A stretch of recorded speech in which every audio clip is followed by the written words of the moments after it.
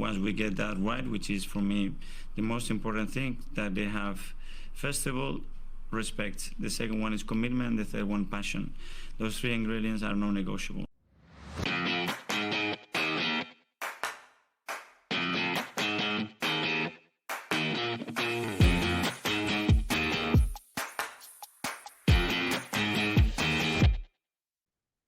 Hello and welcome into the Non-Negotiables podcast. I'm Gavin and here tonight with Justin. How you doing, Jazz? Hey, Gav. Good, man. How are you? Yeah, excellent, mate. Excellent. So game week 3, all of us won. All three of us won. I think we all pretty much predicted that. Unai Emery'd in the most Unai Emery way possible at City. But at least there's still a 10 gap on goal difference to that. And to be quite honest, I'll take with preserving the goal difference lead over Liverpool for now. Is that pretty much the game week in a nutshell for you? Yeah, really, yeah, it is. Yeah, I don't see anything else. Like I said, we all knew Liverpool were going to win. It's not like, even when Sheffield United levelled, you knew that it wasn't going to last. The fact that Sheffield United did level gives me maybe a little bit of hope, because Liverpool still remind me a lot of us last year. Yep. And that I do got to shout out that Mac Allister goal was really nice, I thought. Yeah. Real rocket. Yeah, but the fact they're needing those moments, I just kind of think there's going to be a couple of times in this running where that moment doesn't come. Oh yeah, they're Liverpool is so weird right now, right? I mean, you look at their squad and it's just, I don't know, but they keep winning. Yeah. Like I think a lot of it, Juz, is that there are 10 really bad teams in this league, 12 maybe. So I just think we just don't need to be that good to beat most of the teams in this league, and that's what Liverpool are doing right now. I mean, look at United, that's probably even more evidence. But yeah, I don't know, Gaff. It's the weekend definitely wasn't a surprise, right? I mean, we all three won, and we're gonna keep pushing along. I do think though, it does look like Liverpool's a little bit susceptible. Yeah, right? I hope so. Hopefully that'll bear out over the next few weeks, because you can't keep relying on these moments, and we know because we did it last year, right? We kept relying on these moments, and eventually it just doesn't happen, and you don't get back in. The Man City game was comfortable. It was, like I said, Unai Emery made a load of changes for no apparent reason. They got absolutely thumped, and what can we say? I mean, Villa again are lucky that everyone else in the league is so bad, because I don't think that they would finish. And it looks like Champions League is going to be 5 places. So they're probably going to end up in the Champions League next year, which is nuts. Yeah, I get where you're coming from. And I do think this is a season where you've got more weak teams than usual. But I also think it's a unique season in the sense that there is 3 legit title contenders as well. So I think it's kind of all evening out. It is definitely weird. Like we've never seen 3 teams in the league as bad as the bottom 3 right now, and I don't think we've seen 3 teams as good as the top 3, which kind of leaves that middle just cut off. Yeah. Because I mean, even looking at like your Champions League contenders, right? Like contenders for the spots, right? The 5 spots. I mean, you're right about Villa, but I mean, who? I mean, Spurs is. That's it. It's going to be Spurs and Villa, because there's no one underneath. I mean, look how bad Man United. Well, United, but they're just they're losing games when they're 1 up on 98 minutes against bad teams. So it's just it's. There was some craziness to the game week, but none of it at the top. I mean, we thought all 3 of us would win. It's another one of them weeks where just a week ticks by, and we said last week, right? We don't think there's going to be as many twists and turns in this title race as people think there is. I think there's going to be a lot of game weeks like this one where we all just win and move on. I don't see it being too twisty or turny, and that's why I think if Liverpool do drop points a couple of times, I mean, they've got a tough April, or as tough as their running gets. I think they've got United away on Sunday, and then it's Everton away, Villa away, and Fulham away. I think they've got in April. They lose a couple of them, and they're out of it. And I just think that's something that could happen with the way the teams are playing, and with the way it's going for them. I just think eventually they're not going to get back what they throw away.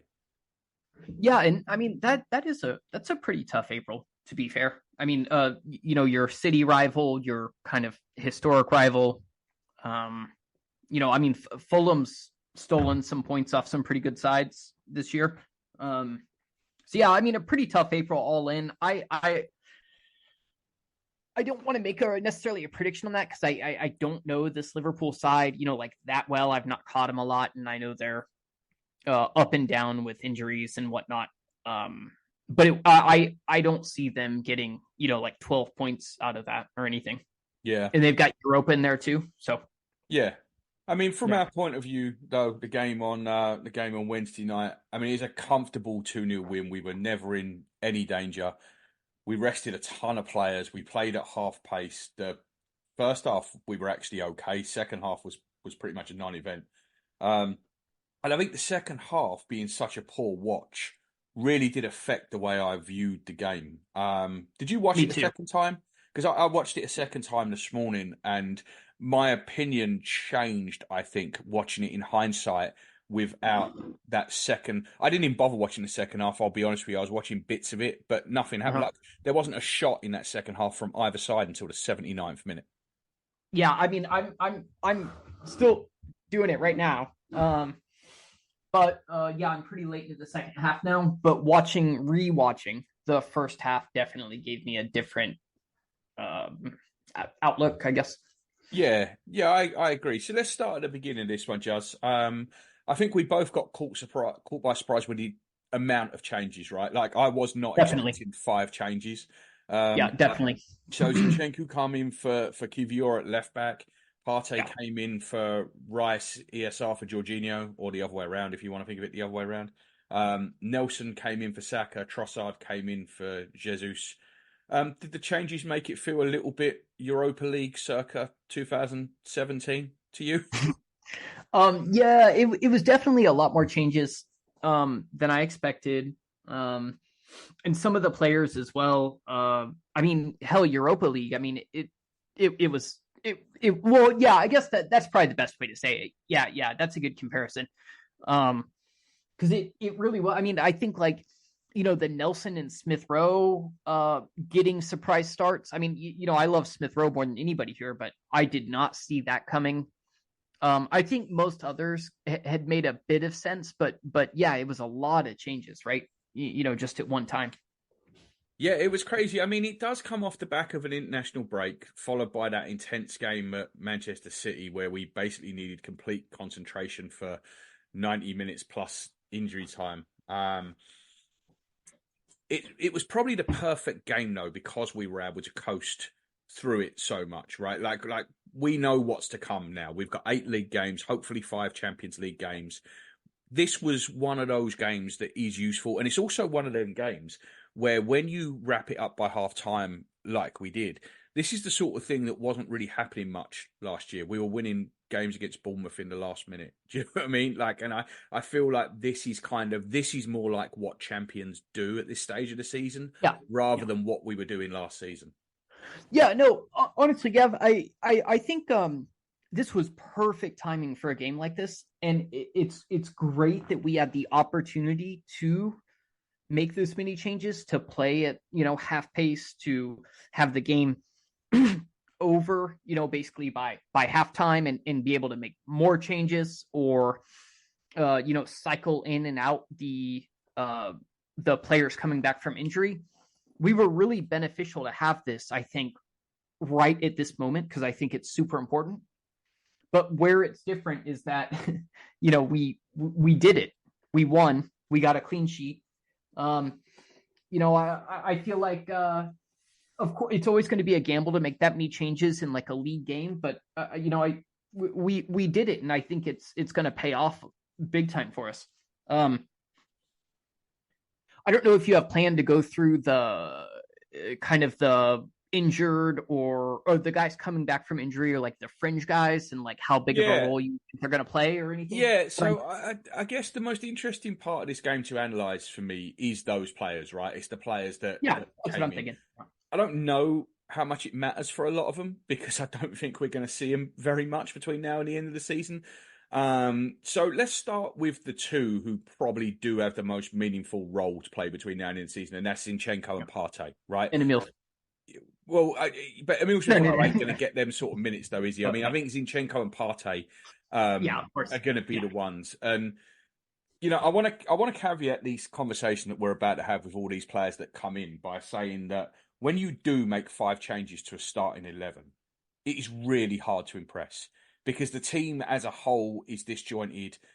We saw it a few times early on, particularly with Odegaard and Smith-Rowe and Trossard, where there'd be a 1-2 and someone would go the wrong way, or a pass would be played and it looks like an awful pass. And then when you look up, you go, oh, well, that's because that's where Declan Rice would have run had he been there. Yeah. But, so you do have to take that into account. On these two players in particular, Partey and Zinchenko, obviously at the start of the season, everyone would have had him in the starting lineup. We've had injury issues. They've been out. In Zinchenko's case, he's been in, out, in, out. Partey's just been out for basically the entire season. Do you think Arteta will have seen enough to lean heavily into either player? Just in reference to Luton? No, sorry, for the rest, would he have seen enough in this? Because this is the big comeback game, right? This is their first start since coming back. Do you think either of them did enough for Arteta to lean on in these coming 8 games and 5 Champions League games? Well, I think, I'm not in, I don't have Mikel in my contacts or anything, my WhatsApp, but I think that, Kivior was always temporary, at least. And that Zinchenko was probably almost always going to come back right into the starting lineup, at least in my opinion. So I'm not surprised there. And I think even if he had a very average game, and I thought Zinchenko was pretty good, right? I mean, I think so. Yeah. He had a couple of bad little giveaways, didn't he? He had the free kick that he tried to take quickly that got blocked out, which was kind of annoying at the time. And then he had the one pass through the middle where Kai kind of went the other way and it looked like he just gave it to nobody because he's used to Jesus, who would have come the other way. You got to remember that too. But that's normal. That's normal shit to be out. Yeah, of course. Havertz wasn't the centre forward the last time that these guys were playing. So I think it's. I think that is something. But he led the teams in tackles 1. He led the team in aerial duels 1. I just think we're at the point with Zinchenko now where the fan base is so divided. I don't think there's any opinions to be changed on Zinchenko, right? I think the people who love Zinchenko are always going to love Zinchenko. The people who hate Zinchenko are always going to hate Zinchenko. And I don't think much is going to change it. I mean, when he gives the ball away, my first thought isn't fear of a breakaway. It's, oh my God, what's Twitter going to say next? Yeah, I personally, I don't really understand the Zinchenko hate. I get being maybe critical of his defensive prowess, but it's also I don't know, Gab. It's so minor. I mean, I almost tire of talking about this. I don't mean like to you. Sorry, I just mean like it's so dumb. He can get burnt at left back sometimes, but he is a number 10 playing at left back and mostly in midfield. It doesn't matter. And obviously, I mean, you have to be simple to not see that what he gives you in offense and in midfield, it clearly makes up for some defensive shortcomings, and he's not even a scrub. You know what I mean? He was excellent defensively last night. Yeah, he was brilliant defensively. I think that the defensive thing has always been overblown with him. Me too. He's just asked to do something different. He's not standing at left back because he's asked not to stand at left back, and I think that's all it is to me. I think so. We'll get onto this in the second half, but I think he will. I think he'll play against Bayern. Zinchenko. I think Zinchenko is still the first choice left back, and I think Tommy is the second choice left back. Like you were saying, Kivior was a temporary band-aid for a problem, and that's all it was. So I agree with you there. I think Zinchenko is going to come back in as the starting left back, at least rotating with Tomiyasu. Yeah. Because I don't think either Tomiyasu or Zinchenko can play those amount of minutes. So I don't think he's going to have any choice but to go between the two, because otherwise one of them's going to get injured.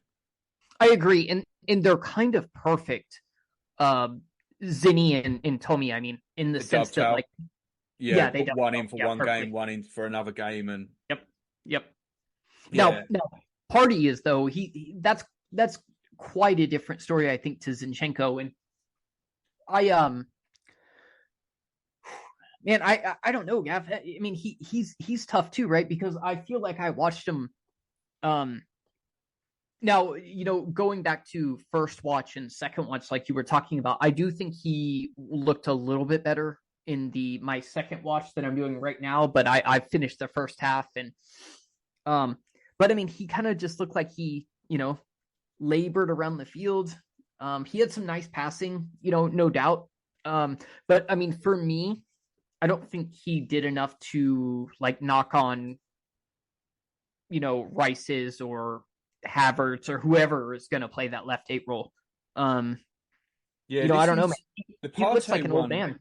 Yeah, he does. I was going to say that. I mean, he's 30, he's nearly 31. Man, he looks 40. But I was saying to you last night, I don't know. Partey is never, physically, I've always thought Partey is way short. Way short. He's never been able to play 90 minutes for us. He's not particularly quick.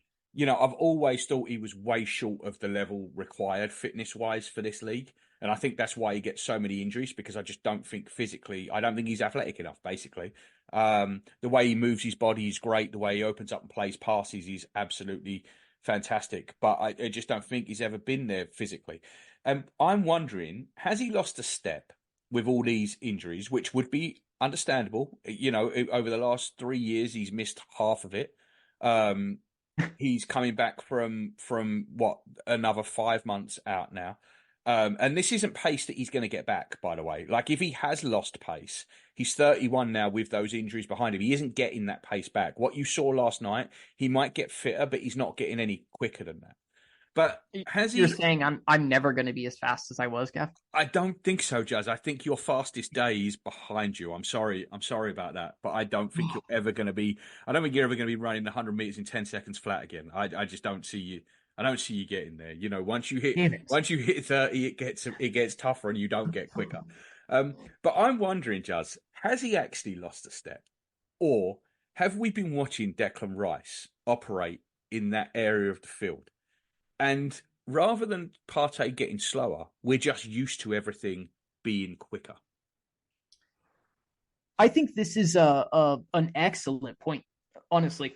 I think they obviously play the position, decently differently. Like, I wouldn't go as far as to say it's night and day, but there's enough differences there where you can obviously tell the whole team basically plays different. Who's in the 6? Yeah.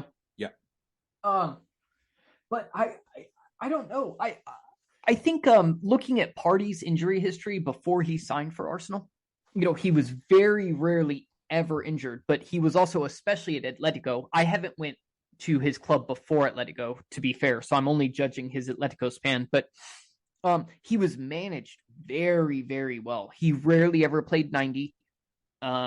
He was rotated a decent bit, but still played enough to where you'd say he's pretty much a starter. He'd start, let's say, like 3 out of 4 games, but he'd come out 65, 75 minutes, right?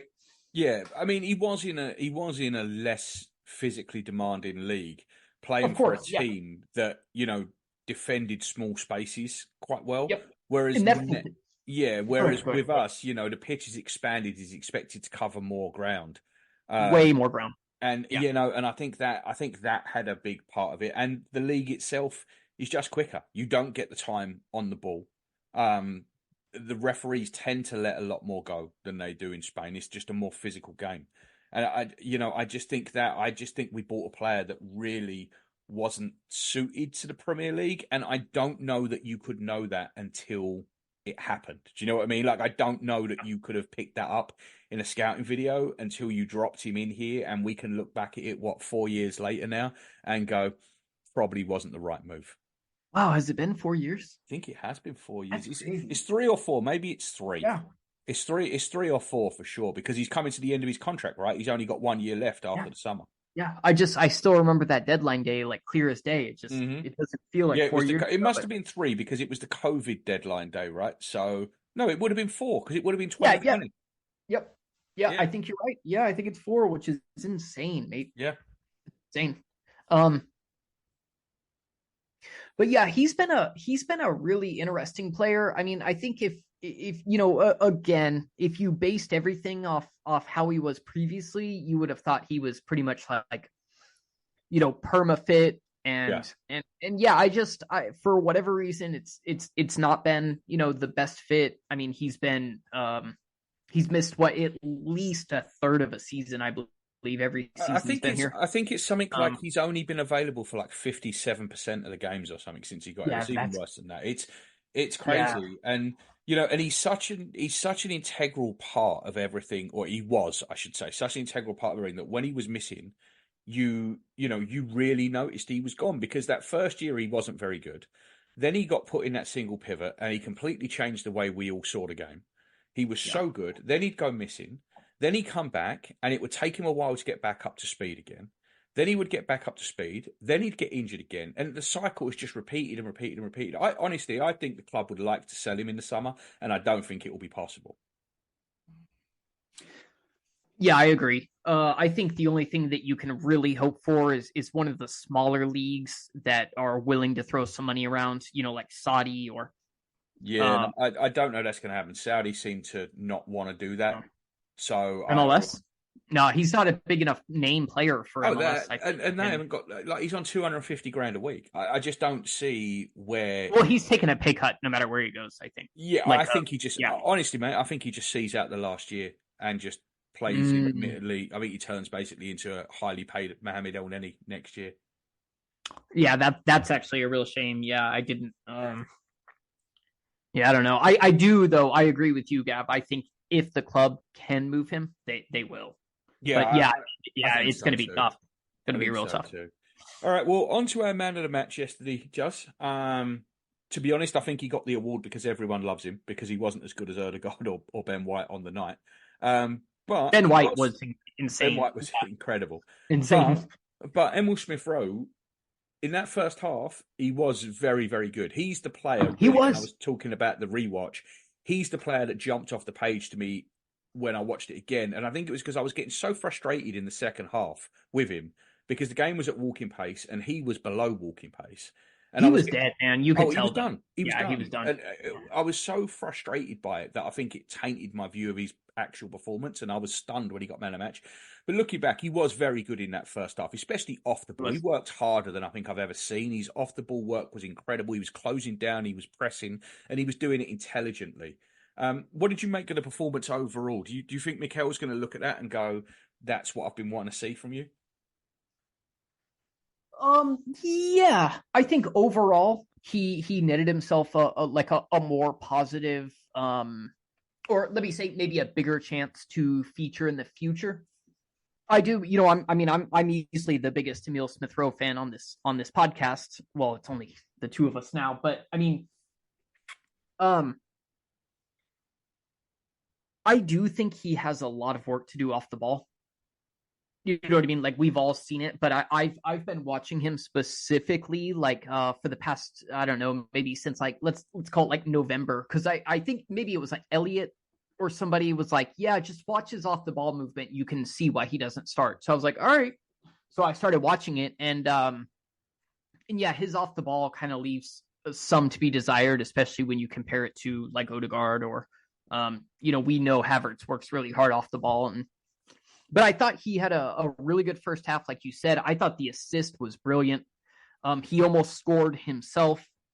His pass, what a goal that would have been as well. Odegaard's assist for that, the double little chop through. That would. I don't know what it is, but at the minute, defenders keep making hero blocks and goalkeepers keep making worldy saves from Smith-Rowe. It's like the universe has got something trying to prevent him from scoring. Yeah, he could have like 6 goals this season, and you wouldn't even question it. Instead, he's on 0, right? He hasn't scored. He hasn't scored in 2 years, I think. Yeah. But yeah, he's had some insane chances that would have been, season highlights, probably 3-4 of them.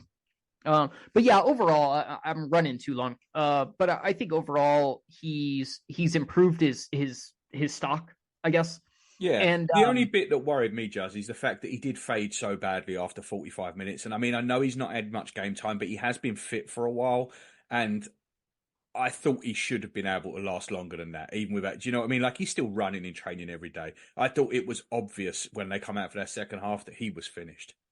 Didn't you think, though? And I agree, by the way, sorry. But I thought it was weird that he was the last substituted. Because to me, it was obvious by like 53rd minute. I was like, oh, Smith maybe that's why, though, Juz. We weren't in any danger of losing that game. I don't think. They wanted to work out. I don't think it was a point where you're worried about his hamstring snapping. So maybe I actually would have left him on the entire game. I said this to you last night.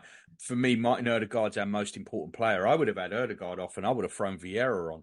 That's true. Yeah. Last 7 or 8 minutes. I mean, Vieira not getting on the pitch. Just does this say as much as it does about anything else, or was this just a case of we're trying to get minutes into people's legs? There's only so much time you can go around. How do you look at this with Vieira? Oh man, Gav. So I don't want to say anything absolutely because I don't know, but I think this is a pretty bad sign. We've said the same thing about Smith Rowe. He'll go 3, 4, 5 games without even getting a sub appearance. You know, and I know we're a lot better. We're in a title race. We're contenders, and it makes sense. But to not get Vieira on was, I thought, really unusual, especially because this game basically looked like a workout for players returning from injury. And you think Vieira is the primary Odegaard backup? I mean, I know that the fact of the matter is probably if Odegaard went down, our season would be done anyway, so it probably is kind of irrelevant. I think it'd be Smith Rowe, and I think it does. He'd be worse. I think we might find out a little bit at the weekend, because I wouldn't be surprised if we can get the game safe if Vieira comes on for Odegaard for the last 15 minutes, if we can. I think we'll know a lot by the subs he makes Saturday, because I think if it's Smith Rowe that comes on and not Vieira, then I think there's a long way to go, a long way to come back. I don't see any point in going deep on Trossard. We know what he is. He's the first man off the bench, right? He's the first sub up there. Let's touch on Reece a little bit. I was really, really disappointed with Reece. I was quite excited to see Reece in the starting lineup. I like Reece. I'm higher on him than most. I think he'll be a good signing for someone in the summer. But I just thought he played within himself. Do you know he had a 100% pass completion rate? I don't want my wide forward having a 100% pass completion rate. He turned back and played too many conservative short passes rather than going at people. And I just thought it was really disappointing that he didn't do anything when he was given a chance. I like Reece a lot. I'm with you.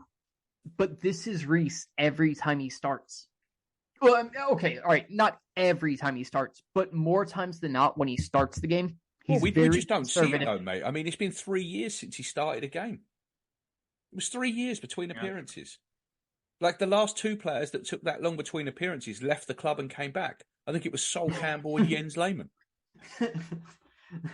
Well, I guess like what I mean though is that if he's not like an impact sub, I feel like you hit it. I mean, he plays within himself. He's very conservative. He's almost like shy.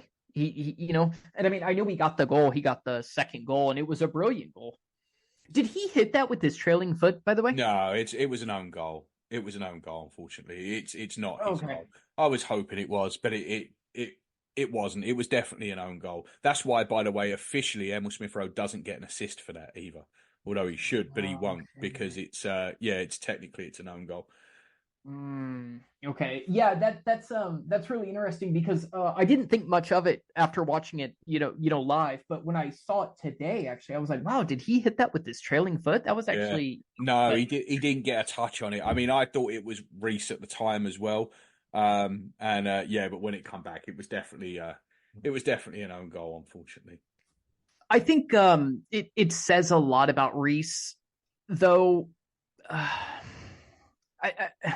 mean, he's out, right? I mean, when you say he's going to be a summer sale if there's somebody in there, and I hate that because I do think he could be a a very, a valuable asset for us. And, I mean, one of my favorite moments, I'm sure one of most Gunner's favorite moments last season was that, the Bournemouth goal. And, he's given us a lot, but mate, I just don't see how we can carry. His time is done. His time is done. It's as simple as that. He needs to go somewhere else and try and start his career. The problem he's almost 25 too, right? Yeah, and the problem he's got and we've got now is he signed that contract last year where he's on like 90 grand a week, and I don't see him getting that somewhere else. So, I mean, there's going to have to be compromises made in the summer. We're not going to get what we want for him. He's not going to get what he wants in terms of a contract. So I don't know. It is going to end one way or another with him playing somewhere else next season.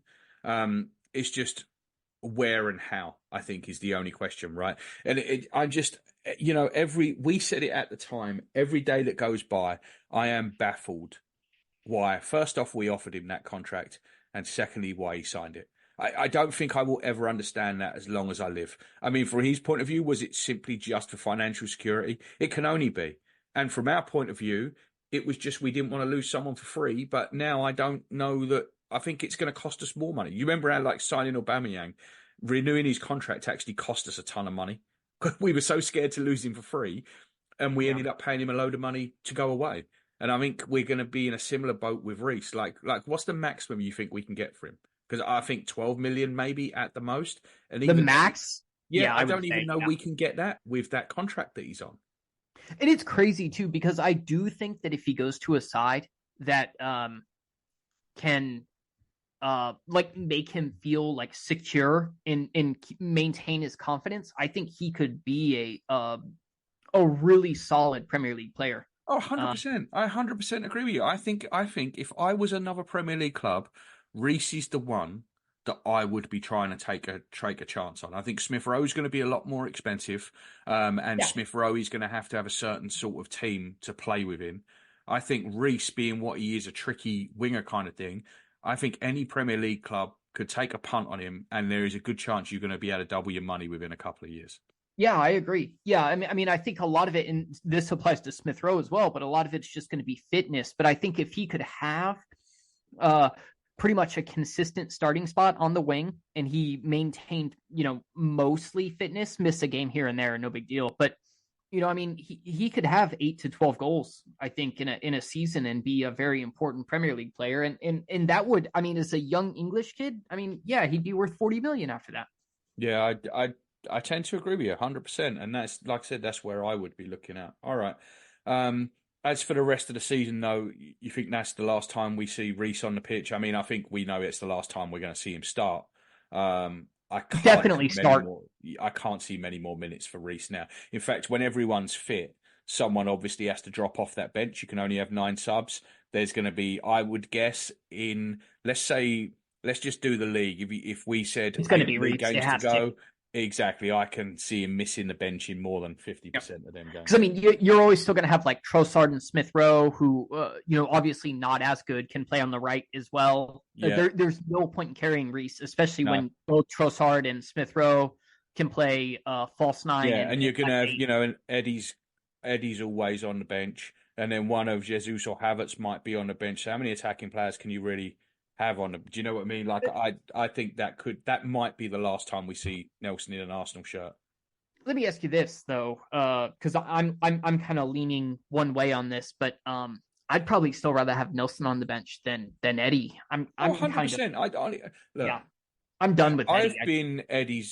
I've been a defender of Eddie for a long time, but I think you can't deny now he had a lot of chances this year. He started like 11 of our first 11 league games, but you cannot deny at this point in time that Eddie's level at best is the Championship. I don't think Eddie is a Premier League striker.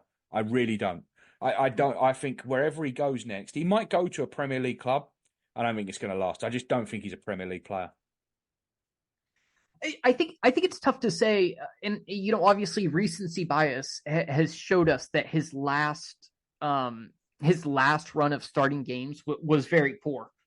But previously, he scored at a decent track record when he was consistently playing, and I do think he could get back to that.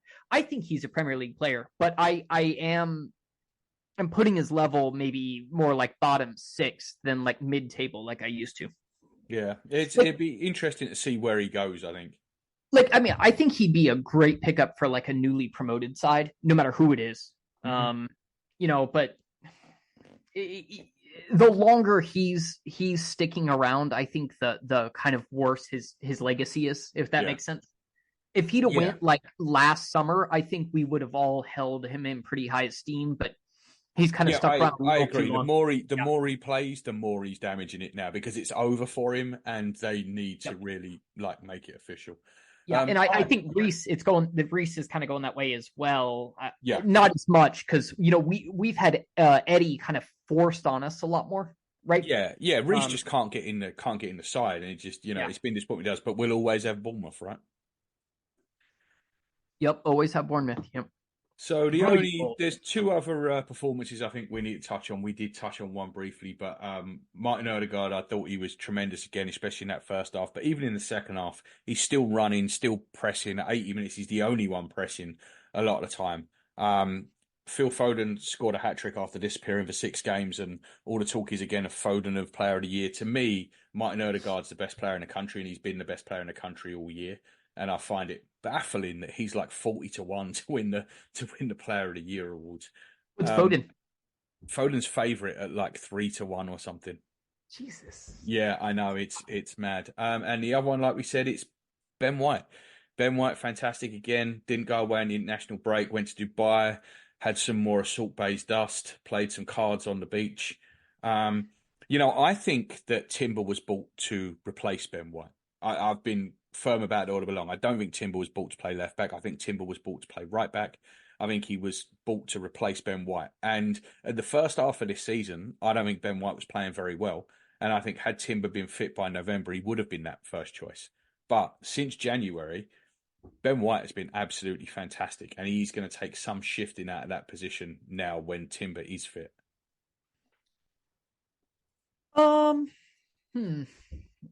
So I don't think Timber was bought to play left back. I think you're probably right. I think Timber was bought to be a starting right back, or at least earn the position within a few months of being there. But I do think the club thinks there's a big advantage in having both Timber and Ben White that can play in center back and right back. Absolutely. I agree 100%. I think Ben White is obviously the first replacement for Saliba. Yeah, exactly. And I guess I'm only saying this because I don't think the club has eyes on exiting Ben White or anything. No way. Yeah. I think they'll both play a ton still, regardless. I mean, and you've brought this up too. I mean, I think if anybody right now, I mean, Zinchenko might be that starting backline player that's on the out the most right now. Mm-hmm. Yeah, I think so, and I think part of that too is just the fitness issues. I think Arteta's just probably over it. Do you know what I mean? Like having of course. So you many can't build around them. No, you can't. You really can't. And we've got so used to playing without Zinchenko now that the team is built differently, and it looked kind of weird, didn't it? Going into I thought so too. The old days with Partey and Zinchenko, and everything looked a little bit weird. It looked more like the early part of this season. Yeah, where nothing looked functioning. Nothing looked functional. Yeah. Yep. The only other thing I wanted to mention, Kai Havertz getting booked for the dive. Good. Like, that's all I'm going to say. He's good. I'm kind of fucking sick of Kai Havertz throwing himself to the floor, trying to win free kicks when he's not touched. Okay. I'm sick of it. I'm sick of watching it. I just want to see him stand up a bit. But that was his 8th booking in the Premier League, not his 9th, which I know a lot of people have said, but it was his 8th. So there's 2 games before the bookings get wiped. Yeah, I mean, he might not even play in both games. We'll come on to Brighton in the second half, but I think he might actually sit at Brighton. We're in the second half. Not yet, we're not. Oh, but, I think he might sit at Brighton. But that's it. Anything to add to that? No, not really. I mean, I'm happy to see him get booked for it. I really dislike diving, and it looked pretty egregious, honestly. His dive for the booking, I thought. He earned that. exactly. 100%. Yeah. But I don't think there's anything to worry about. I don't think he's going to get booked twice in the next 2 games. So no me neither. We just move on. We just move on. But no complaints about the booking. I was quite glad to see it actually. So Jazz, all right. So now we are going to move on to part 2. We'll look at the pivotal weekend coming up in the title race and a couple of other things. So we will see you after the break. All right.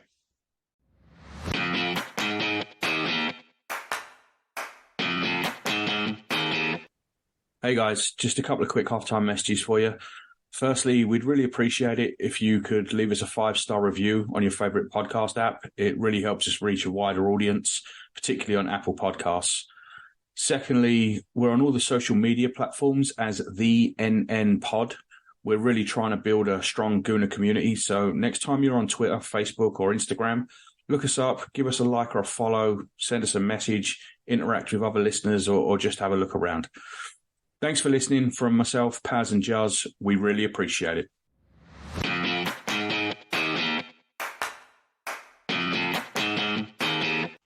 Hello and welcome back into the Non-Negotiables podcast. This is part 2.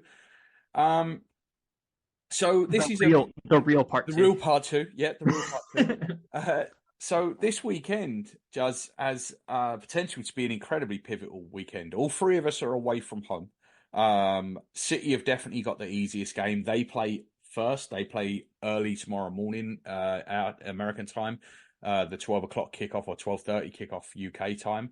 They go to Crystal Palace. We go to Brighton for the evening game, and then Liverpool face Man U at Old Trafford on Sunday. There's some varying degrees of difficulty between the 3 games. But in a race this tight and teams that aren't giving anything away, this weekend just could be really, really vital. Yeah, I think so. All going away, I think is interesting because, that always leaves, a little bit more unknown. But I do find it funny. I mean, so I actually watched I watched the Chelsea United game last night, and you're over here like varying degrees of difficulty. And I'm like, yeah, Liverpool's got the easiest game here. Yeah, I know. The only thing is that United do seem to have had Liverpool's number, and Liverpool have always got that game. Well, except for that 7-0. Yeah, exactly. But they've always, but at Old Trafford, they've always given them a game. And Liverpool have always got one of them games where they might have 31 shots, but 29 of them might be Darwin Núñez hitting the roof of the Stretford end. Do you know what I mean? Like a Man U can cause Liverpool problems because Man U are exactly what Liverpool don't want to play against, which is pace out wide and those big diagonals.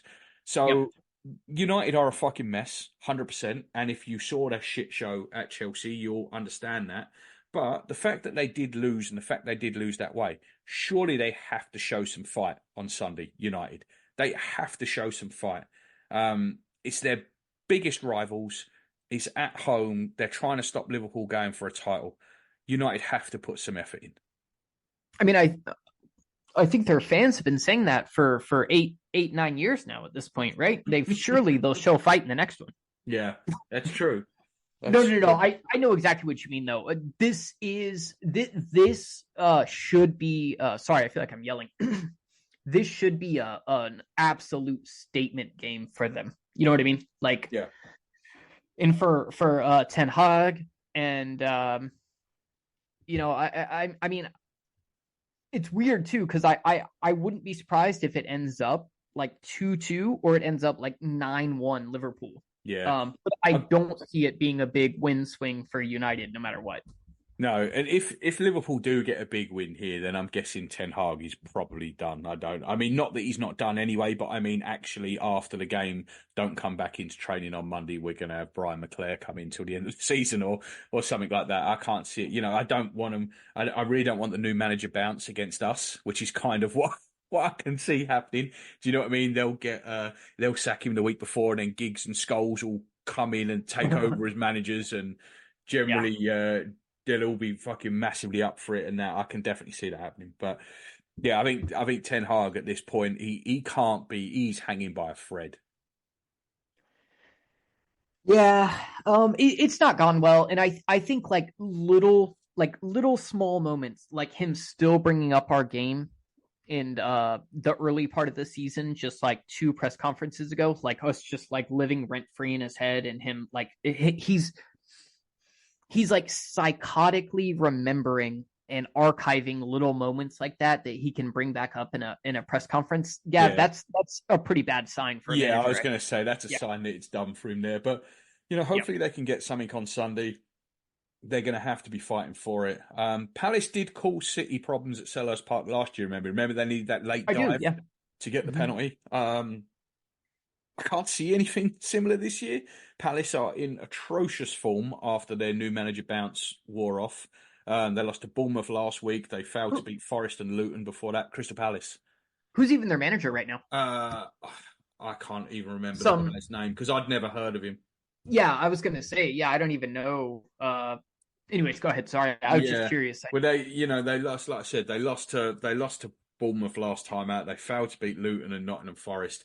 I can't imagine. Oliver Glasner, he's an Austrian. He's their manager. But I can't imagine them causing City too many problems. City, they brushed aside Villa easily enough. I can't see anything different here. Yeah, mate. I'm just going through. I have Palace up, just going through their last few fixtures, and it's really rough for them. So just in the last few weeks, they have a loss to Spurs, a tie to Luton, a tie to Forest, and a loss to Bournemouth. I know you just said those, by the way, too. But I mean, those like their last 5 games are and a loss to Chelsea in there too to round it out. Yeah. So I mean, that's rough, mate. And then I think it's just one of those things we've got to hope for the best, but chances are we don't even need City to slip up though. That's the thing. Like as long as we keep winning, we don't even need City to slip up. So I'd still like it. Personally. Oh, don't get me wrong. I'd love them to lose every game between now and the end of the season. But it doesn't matter. We're in front of them. As long as we keep winning, then that's all that really matters. And we go to Brighton, and I think this is one of the fixtures that people are looking at, right, and saying we can slip up here.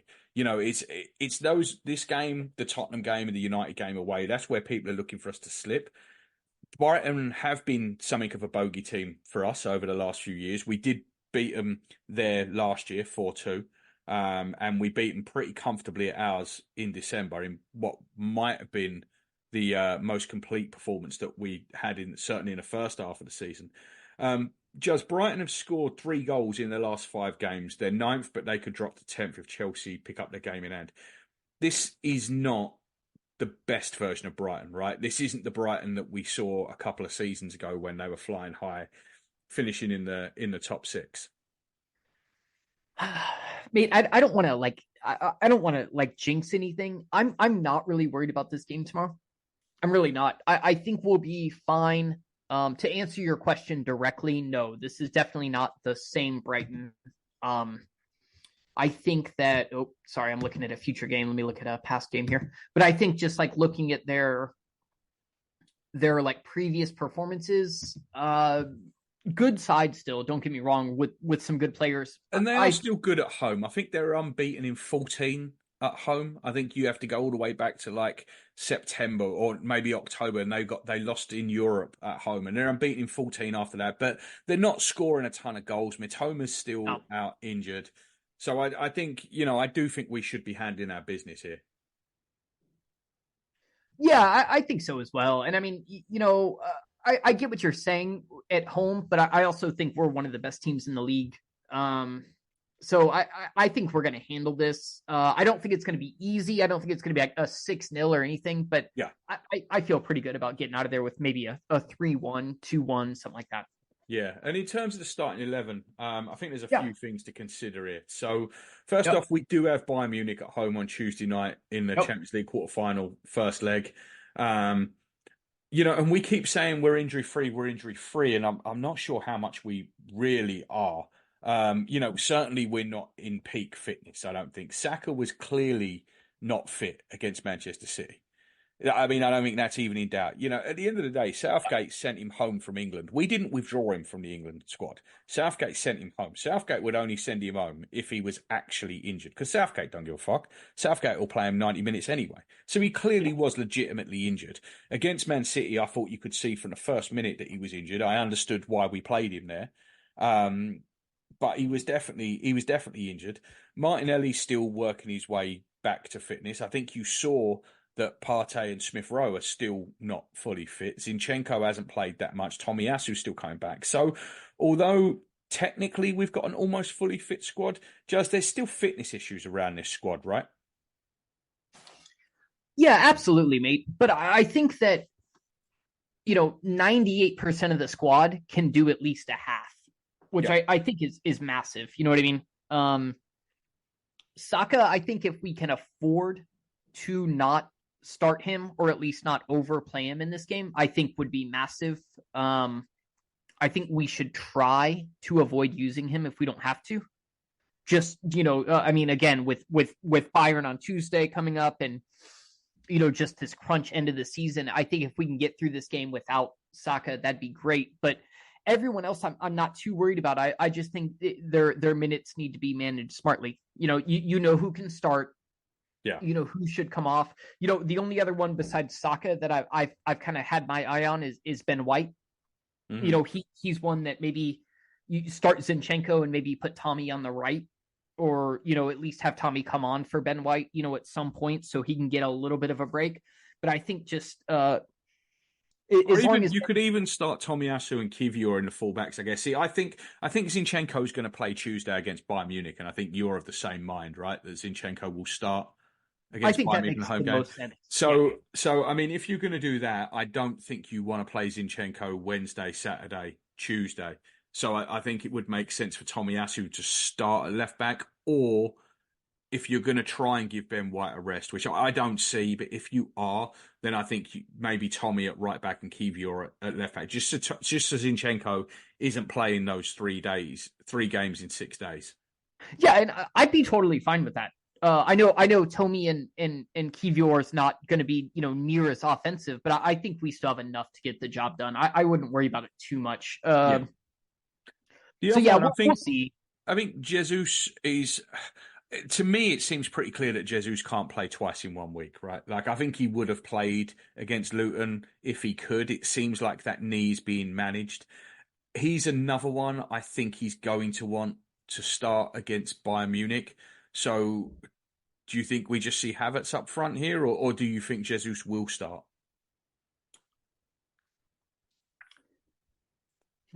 I think it'll be Havertz. And the biggest that kind of applies to Havertz too. But I think that Jesus is like our solid number 2 option. I think on the wings, especially for Saka. I guess that informs it too, right? Whether Saka can go or not. Because if Saka can't go, I think you have to start Jesus out there, right? Yeah, Reece definitely ain't starting. One of the again. two. Reece definitely ain't starting again. I just don't like the way Martinelli looks out on the right. I really don't like Martinelli out there. I prefer him on the other side. So I think then you got Vieira. Start Jesus. Yeah, that's not happening.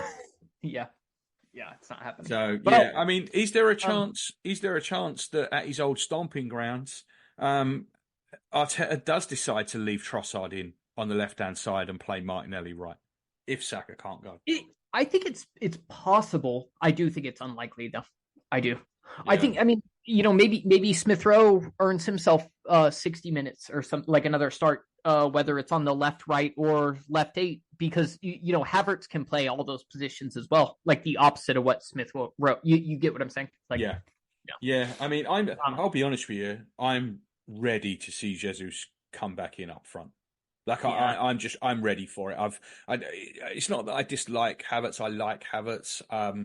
I just kind of want to see something different through the middle there. But if you're telling me that Jesus can't do 2 games in a week, 2 games in 4 days, I would rather see him start against Bayern Munich than here.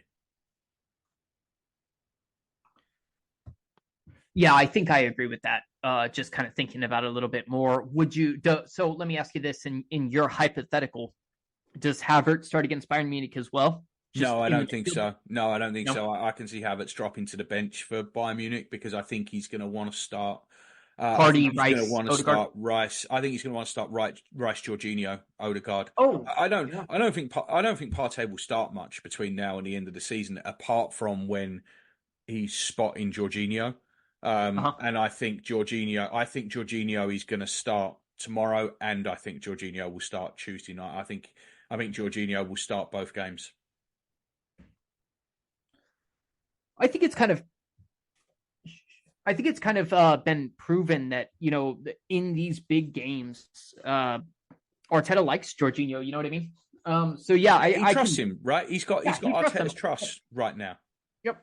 And so yeah, I can definitely see where you're coming from, and I wouldn't be surprised if that's the case.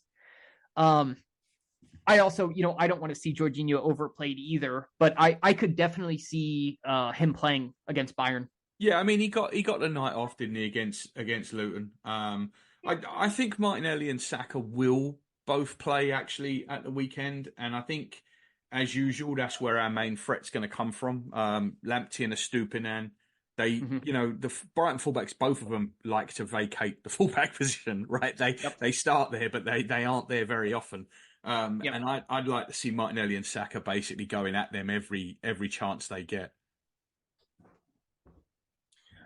Yeah, it's going to be interesting. I mean, I feel like, this is just like, the nature of the beast. I think being title contenders this close to the end of the season, plus being in Champions League, but every starting lineup is going to be a lot more like a chess match now, because you've got, you absolutely have to be thinking about the next games as well. It's going to be tough. And you do, but I kind of feel like the away games, you just have to throw out the best team that you can put out. Do you know what I mean? Like we've got this game, we've got Bayern, and Bayern's at home.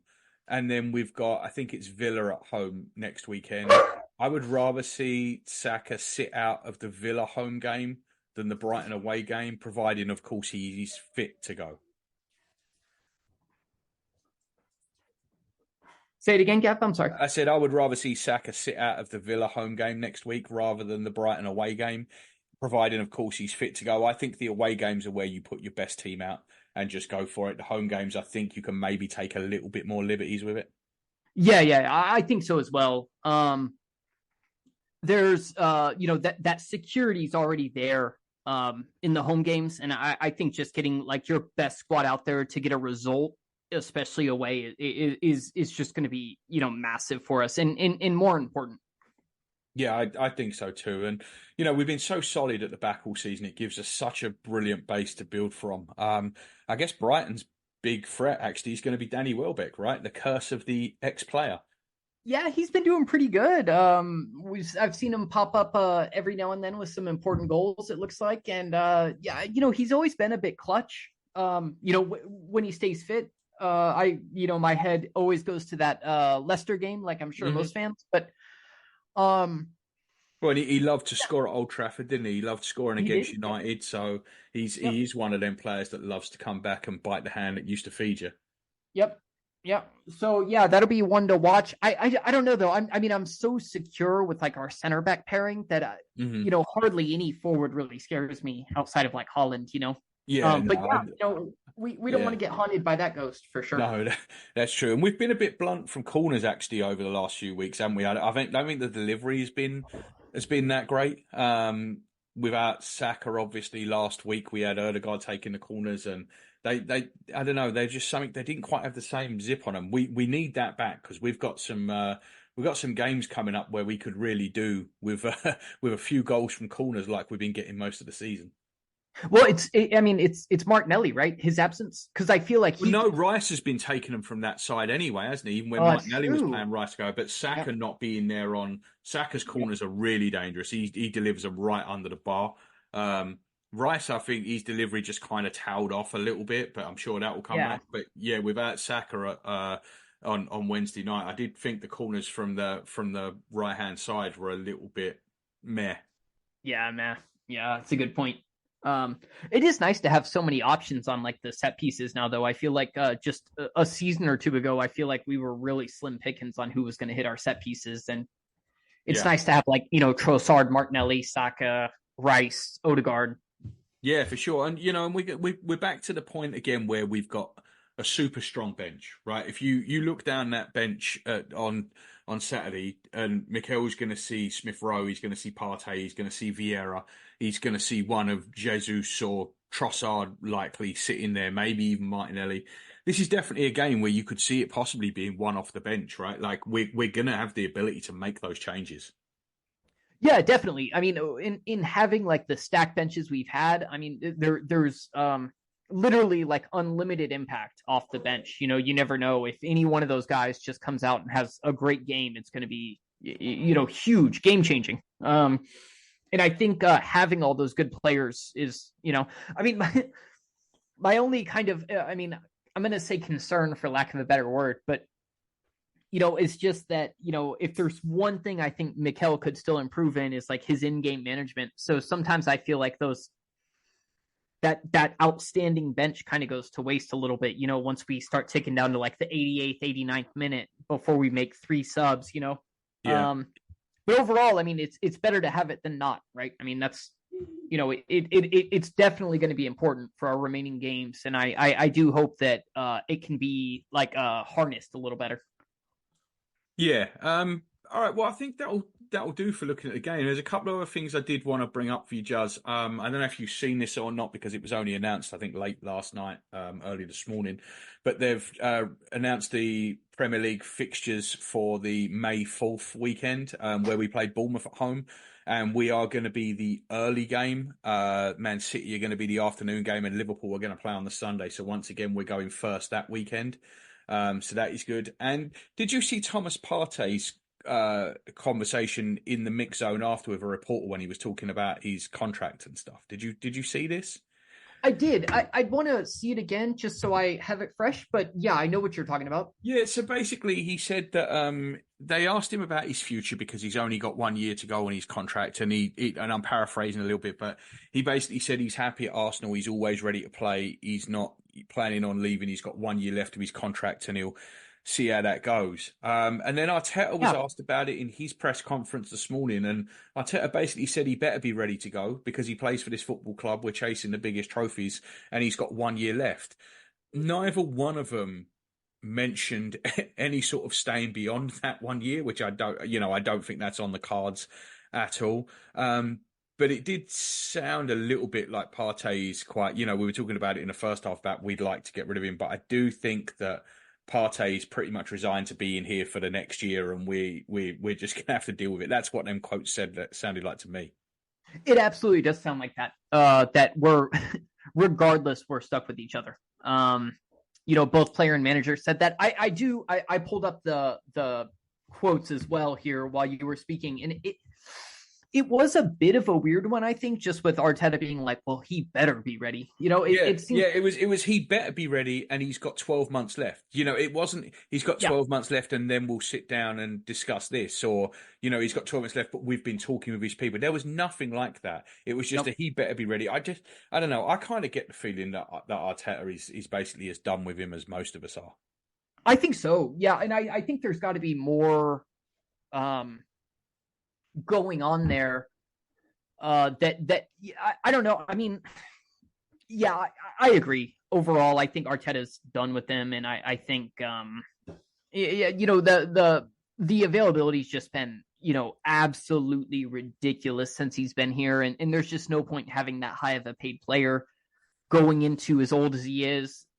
It makes sense, I think, from Arteta's point of view, and the fact is that we've got no option between, we've spoken about this before, right? Like this, we have now got, hopefully, 14 games to go. This isn't about the future. This isn't about next season. It's not about the season after. It's just about the next 14 games. And Jorginho cannot play all of these games. Saturday, Wednesday, Sunday, Wednesday, Saturday, Tuesday. Jorginho cannot do that. So Partey is going to have to play, and this very much feels like a marriage of convenience. And I think even if Partey stays next year, I think he's going to be lucky to even see the El Neni minutes. Like, I just think he's going to be completely out of the picture next year. But we are going to need him between now and the end of the season, and everybody's just got to try and get along until that happens. Yeah, I definitely think he's still going to have some important minutes to play, unfortunately, before the end of the season. And who knows? I mean, I hope he comes up huge. Honestly, I do. I'm not like rooting against him or anything. But it does seem like there's definitely like a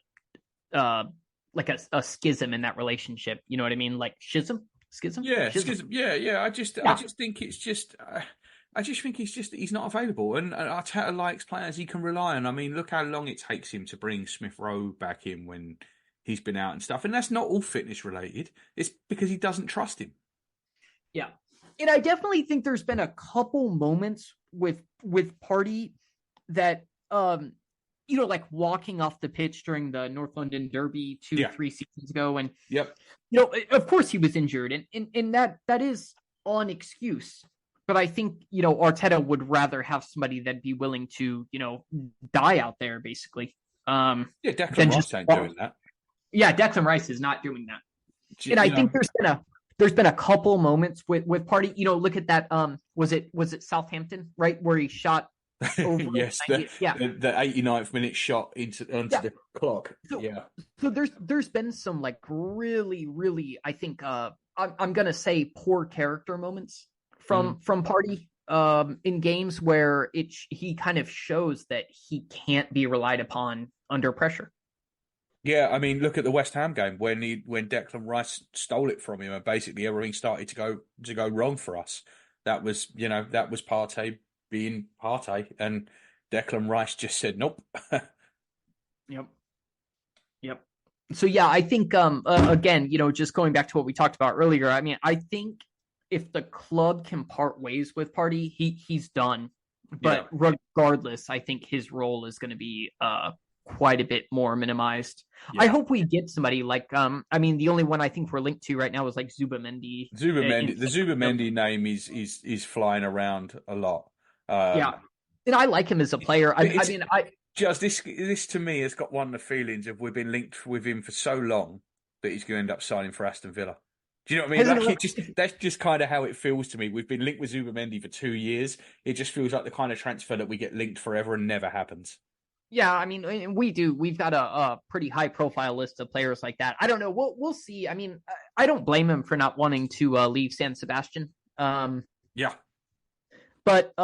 he seems like a really good midfielder and a good fit for the squad. And I mean, I'd be all for something like that. But I think regardless, the club is gonna be active central. Yeah, he's gonna have to, because like I said, whether Partey's here or not, I don't envisage him playing much of a role next season. El Neni obviously is going to be gone. There is going to have to be someone come in, and we'll go through that towards the end of the season. When we start doing the transfer stuff, but. Yeah, I think that's it. We've got a marriage of convenience with Partey at the minute from now until the end of the season, and it just, we're just going to have to get through these next few games. So, okay, mate. All right. Well, thanks a lot. We'll be back again Sunday or Monday. I don't know. We'll have a chat over the weekend. We'll maybe see if we can get Sunday to work. If not, then Monday. Round out the Brighton game and look forward to Bayern Munich. So, thanks, mate, and I will speak to you soon. All right, sounds good, mate. Have a good night. Good night.